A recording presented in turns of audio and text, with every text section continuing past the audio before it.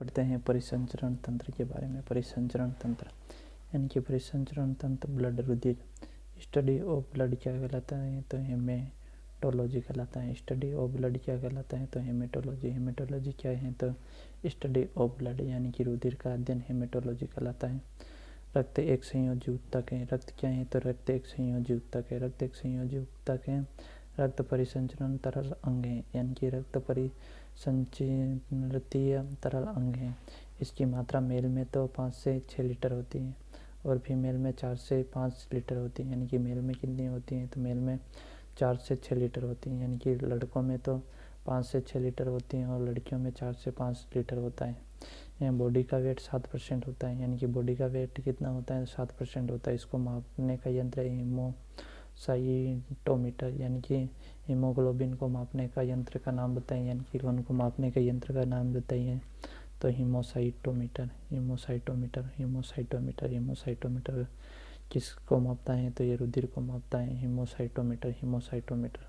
प्रकृति क्षारीय plus alkyne जल में घुलनशील।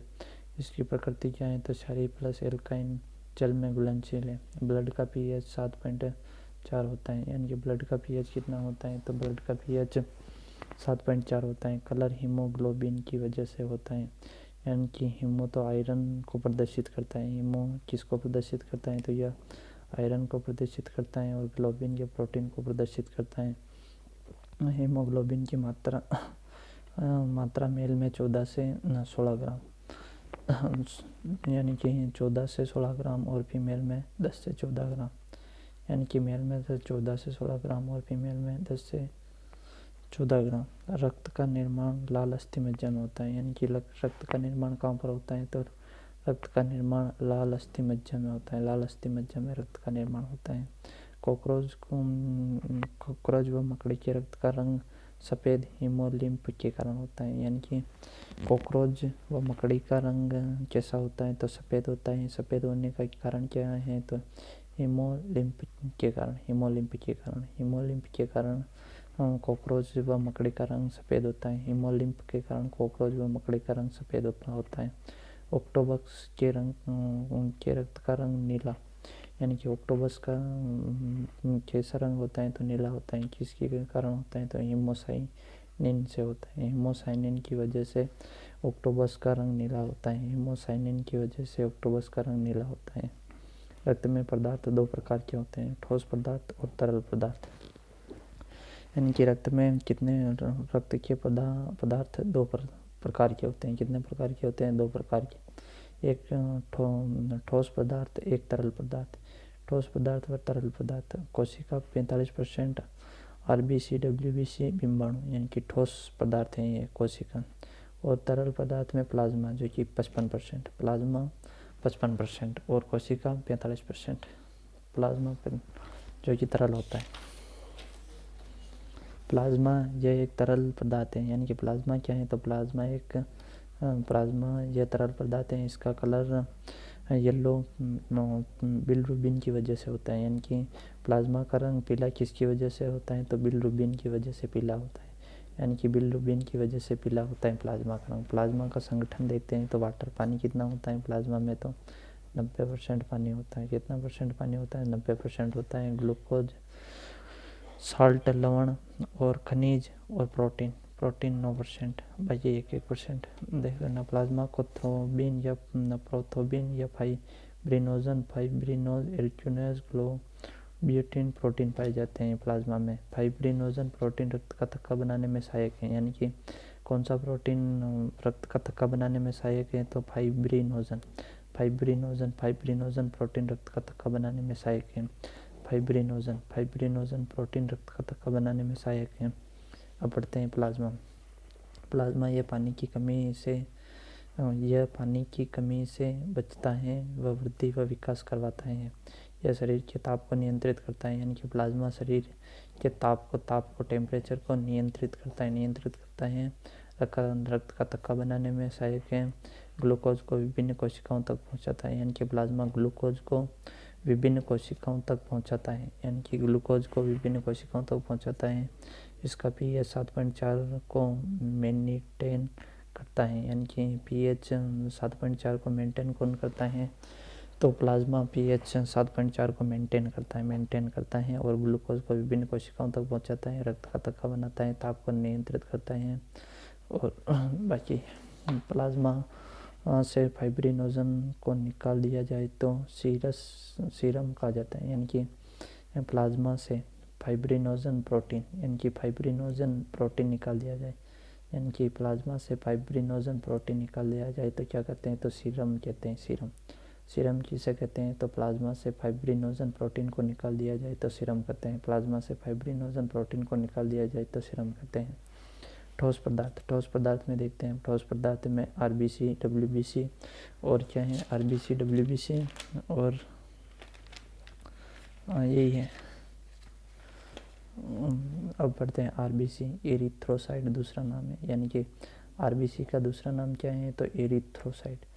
आर ए याद रखना, यानी कि आरबीसी का दूसरा नाम क्या है, तो एरिथ्रोसाइट। आर ए याद रखना, आर और ए।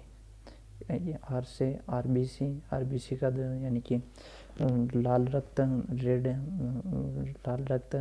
कणिकाओं का दूसरा नाम क्या है, तो एरिथ्रोसाइट। आरबीसी का दूसरा नाम है एरिथ्रोसाइट। इसकी मात्रा मेल में 4.5 से 5.5 मिलियन होती है और फीमेल में 4 से 4.5। इसकी खोज लुईवेन हॉक ने की, यानी कि आरबीसी की खोज किसने की, तो आरबीसी की खोज लुईवेन हॉक ने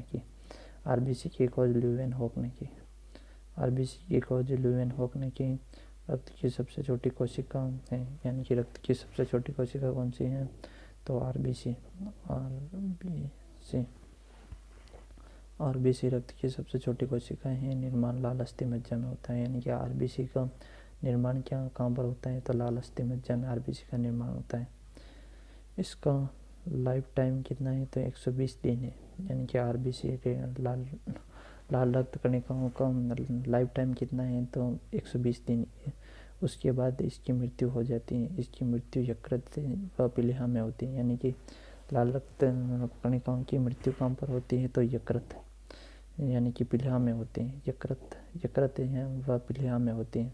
आरबीसी का कब्रिस्तान प्लीहा व पुनर्निर्माण आरबीसी का ब्लड बैंक भी कहते हैं, यानी कि आरबीसी का कब्रिस्तान किसे कहते हैं, तो प्लीहा को कहते हैं। और आरबीसी का पुनर्निर्माण कहाँ पर होता है, तो प्लीहा में होता है, यानी कि आरबीसी का ब्लड बैंक व कब्रिस्तान कौन है, तो प्लीहा। आरबीसी का कब्रिस्तान व ब्लड बैंक प्लीहा है। आरबीसी के अंदर केंद्रक नहीं होता है, यानी कि किस ठोस पदार्थ के अंदर केंद्रक नहीं होता, तो आरबीसी के अंदर ठोस केंद्रक नहीं होता। आरबीसी के अंदर केंद्रक नहीं होता है, जिस कारण से इसे दिमाग रहित कोशिका कहते हैं, यानी कि दिमाग रहित कोशिका कौन सी है, तो आरबीसी लाल रक्त कणिकाएं दिमाग रहित कोशिकाएं हैं। लाल रक्त कणिकाएं दिमाग रहित कोशिकाएं हैं। इसका आकार अंडाकार होता है। आरबीसी का आकार कैसा होता है, तो आरबीसी का आकार अंडाकार होता है। आरबीसी के कार्य देखते हैं, यानी कि आरबीसी के कार्य देखते हैं। कार्य कौन कौन से हैं, O2 व CO2 को ट्रांसपोर्ट का कार्य करता है, यानी कि आरबीसी O2 ऑक्सीजन व कार्बन डाइऑक्साइड का ट्रांसपोर्ट कौन करता है, तो आरबीसी O2 व CO2 का ट्रांसपोर्ट करता है। श्वसन तंत्र की भूमिका निभाता है, यानी कि श्वसन तंत्र की भूमिका कौन निभाता है, आरबीसी निभाता है। और O2 व CO2 का ट्रांसपोर्ट कौन करता है, तो आरबीसी करता है।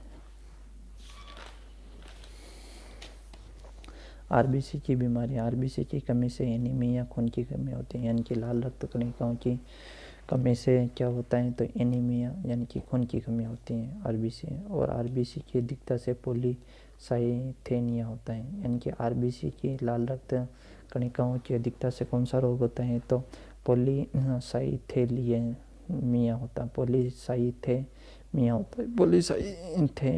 होता है। Sickle cell anaemia. सबसे बड़ी आरबीसी किस में होती है, तो हाथी में होती है, यानी कि सबसे बड़ी लाल रक्त कणिकाएं किस पशु में पाई जाती हैं, तो हाथी में पाई जाती हैं, हाथी में। और सबसे छोटी कस्तूरी हिरण में, यानी कि हिरण में सबसे छोटी पाई जाती है। और भ्रूण में आरबीसी का निर्माण यकृत में होता है, यानी कि भ्रूण में आरबीसी का निर्माण कहाँ पर होता है, तो यकृत में होता है, यकृत में। यानी कि बच्चे यानी भ्रूण पेट में आरबीसी का निर्माण कहाँ पर होता है, तो यकृत में होता है, यकृत। ऊंट व लंबा की आरबीसी में केंद्रक पाया जाता है, यानी कि आरबीसी में केंद्रक तो नहीं पाया जाता है, लेकिन अपवाद के रूप में ऊंट व लंबा, या लंबा क्या मेरे को भी नहीं पता, ऊंट व लंबा की आरबीसी में केंद्रक पाया जाता है। ऊंट व लंबा की आरबीसी में केंद्रक पाया जाता है। ऊंट व लंबा की आरबीसी में केंद्रक पाया जाता है। WBC श्वेत रक्त कणिकाएं। WBC क्या है? तो श्वेत रक्त कणिकाएं। WBC श्वेत रक्त कणिकाएं, दूसरा नाम ल्यूकोसाइड, यानी कि ल्यूकोसाइड। डब्ल्यू ये ऐसे यानी W और ये ल्यू, उंदा करे तो ऐसा नहीं, ऐसा है उंदा हिदा, ल्यू ऐसे लिखते हैं, एक ये और ये।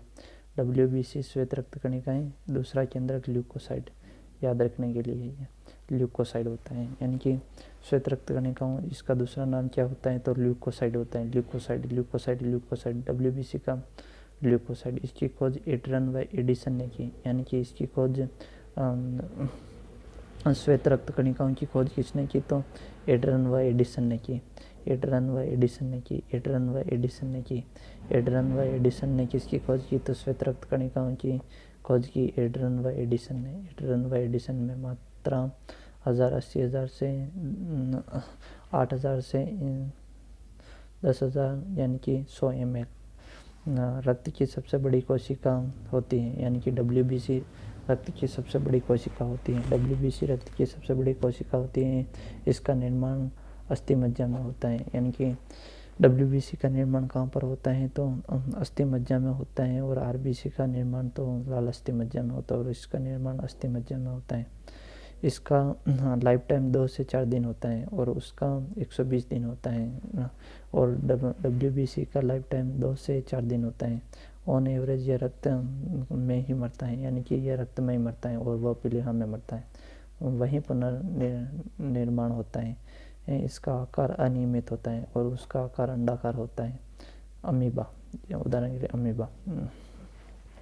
WBC का कार्य यह रोग प्रतिरोधक क्षमता देता है, रोगों को लड़ने की क्षमता प्रदान करता है। इसकी प्रकृति भक्षण प्रकृति की होती है, यानी कि WBC की प्रकृति कैसी होती है? तो ये भक्षण प्रकृति की होती है। पढ़ते हैं इसके WBC के कार्य पढ़ते हैं, कौन कौन से कार्य हैं। WBC के कार्य कणिकामय और अकणिकामय। कणिकामय व अकणिकामय। कणिकामय में बेमोफिल्स और न्यूट्रोफिल्स और एसिनोफिल्स, न्यूट्रोफिल्स और बेसोफिल्स, न्यूट्रोफिल्स और एसिनोफिल्स कणिकामय में। और अकणिकामय में मोनोसाइड और लिम्फोसाइड। बेसोफिल्स एलर्जी से बचाता है, यानी कि कणिकामय में बेसोफिल्स ये एलर्जी से बचाता है, यानी कि एलर्जी से कौन बचाता है? तो बेसोफिल्स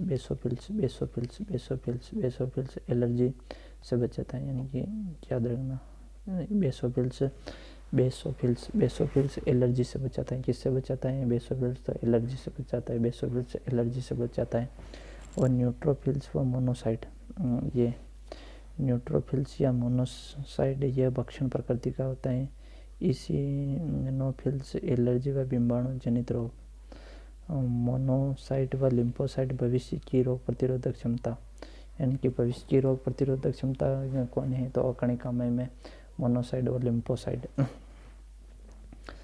टीकाकरण में और मेमोरी सेल बनाता है, यानी कि मोनोसाइड व लिम्फोसाइड मेमोरी सेल बनाता है, और टीकाकरण में काम होता है। मोनोसाइड सबसे बड़ी है और लिम्फोसाइट सबसे छोटी है, यानी कि मोनोसाइड सबसे बड़ा है और लिम्फोसाइट सबसे छोटी है। कहीं भी पूरे बड़े छोटे में मोनोसाइड सबसे बड़ी और लिम्फोसाइट सबसे छोटी। न्यूट्रोफिल्स सबसे ज़्यादा और बेसोफिल्स सबसे कम। न्यूट्रोफिल्स सबसे ज़्यादा। WBC की बीमारियां कमी, ल्यूकोपीनिया, यानी कि WBC की कमी से कौन सा रोग होता है? तो ल्यूकोपीनिया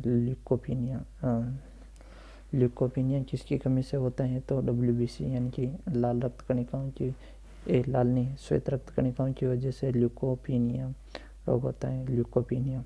अधिकता से कैंसर, यानी कि कैंसर, WBC की अधिकता से कैंसर रोग हो जाता है। ल्यूकेमिया होता है। ल्यूकेमिया तो अधिकता से होता है, और कमी से ल्यूकोपीनिया होता है। WBC। अगर मानव को HIV एड्स हो तो रेट्रो फैमिली का है तो WBC के लिम्फोसाइट को सबसे ज़्यादा खाता है, यानी कि रेट्रो फैमिली का HIV एड्स होता है तो WBC के लिम्फोसाइट को, यानी कि WBC के लिम्फोसाइट को सबसे ज़्यादा खाता है, यानी कि सबसे ज़्यादा किसको खाता है तो WBC के लिम्फोसाइट को खाता है, WBC के लिम्फोसाइट को खाता है, WBC के लिम्फोसाइट को खाता है। अब पढ़ते हैं प्लेटलेट्स पढ़ते हैं। इसका 2 मिनट।